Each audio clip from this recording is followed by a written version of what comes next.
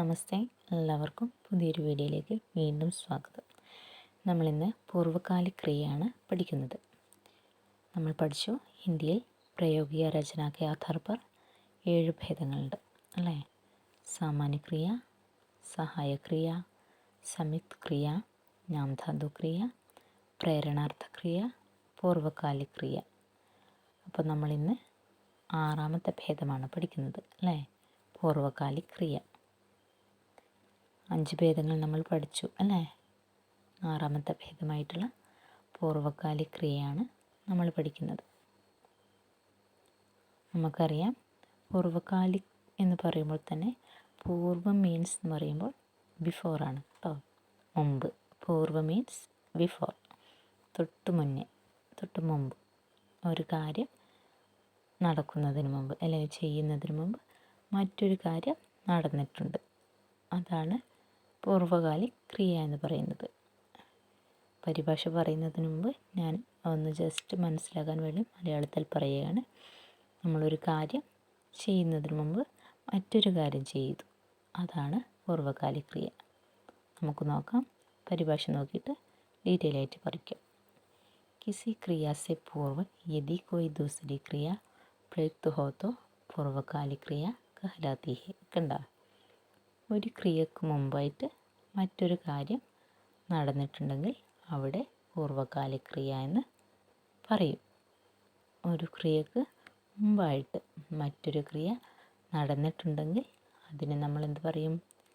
പൂർവ്വകാല ക്രിയ എന്ന് വിളിക്കും അല്ലേ? ഒരു കാര്യം നടക്കുന്നതിന് മുമ്പ് മറ്റൊരു കാര്യം നടന്നു. ഒരു കാര്യം ചെയ്യുന്നതിന് മുമ്പ് മറ്റൊരു കാര്യം ചെയ്തു എങ്കിൽ ഏത് ക്രിയയാണ്? പൂർവ്വകാല ക്രിയ. പൂർവ്വകാല ക്രിയ. പ്രേരണാർത്ഥ ക്രിയ എന്താണ് നമ്മൾ പഠിച്ചേ? നമ്മളെ ചെയ്യിപ്പിക്കലാണ് അല്ലേ? ചെയ്യിപ്പിക്കുന്ന ക്രിയകളാണ് നമ്മൾ പ്രേരണാർത്ഥ ക്രിയ എന്ന് പറയുക. അപ്പോൾ പൂർവ്വകാല ക്രിയയോ? ഒരു കാര്യം ചെയ്യുന്നതിന് മുമ്പ് മറ്റൊരു കാര്യം ചെയ്തു. അപ്പോൾ ഇവിടെ എന്താക്കും? 2 ക്രിയകളായിട്ട് വരും അല്ലേ? 2 ക്രിയകൾ വരും. ഒരു കാര്യം ചെയ്തിട്ട് മറ്റൊരു കാര്യം ചെയ്തു, ഒരു കാര്യം ചെയ്തിട്ട് മറ്റൊരു കാര്യം ചെയ്യുന്നു. അതാണ് പൂർവ്വകാല ക്രിയ. മനസ്സിലായില്ലേ? എന്താ എക്സാമ്പിളായിട്ട് ഞാനൊന്ന് പറയാം. ഞാൻ പഠിച്ചിട്ട് സംസാരിക്കുന്നു അല്ലേ? ഞാൻ പഠിച്ചിട്ട് സംസാരിക്കുന്നു. അതെങ്ങനെ നമ്മൾ ഹിന്ദിയിൽ പറയും? मैं पढ़कर बातें करता हूँ അല്ലേ? मैं पढ़कर बातें करता हूँ. ഞാൻ പഠിച്ചിട്ട് സംസാരിക്കുന്നു. ഉദാഹരണം നോക്കാം. वो खेलकर घर आ गया, बच्चा सोकर उठ गया, वो खाना खाकर सो गया, वो स्कूल जाकर लौट आया. കണ്ടോ? അവൻ കളിച്ചിട്ട് വീട്ടിൽ വന്നു, കുട്ടി ഉറങ്ങിയിട്ട് എഴുന്നേറ്റു, അവൻ ഭക്ഷണം കഴിച്ചിട്ട് ഉറങ്ങി, സ്കൂളിൽ പോയിട്ട് മടങ്ങി വന്നു. കണ്ടോ? പോയിട്ട് മടങ്ങി വന്നു, പോയിട്ട് കഴിച്ചിട്ട് ഉറങ്ങിയിട്ട് കളിച്ചിട്ട് ഇങ്ങനെയൊക്കെ പറയുമ്പോൾ നമ്മൾ എന്താണ്?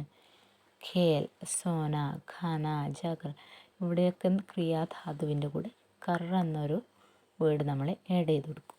ഈ കർ കർ കർ എന്നുള്ള പ്രയോഗം കണ്ടാൽ നിങ്ങൾ മനസ്സിലാക്കണം പൂർവ്വകാല ക്രിയയാണ്. പിന്നെ ആ ക്രിയ കഴിഞ്ഞിട്ടോ മറ്റൊരു കാര്യം കൂടി നടക്കുന്നുണ്ടല്ലേ? ബച്ചാ സോക്കർ ഉട്കയ, അല്ലെങ്കിൽ എന്താ പറയുക? പൂജാരിനെ നഹാക്കർ പൂജ കി അല്ലേ? പൂജാരി കുളിച്ചിട്ട് പൂജ ചെയ്തു എന്ന് പറയില്ലേ?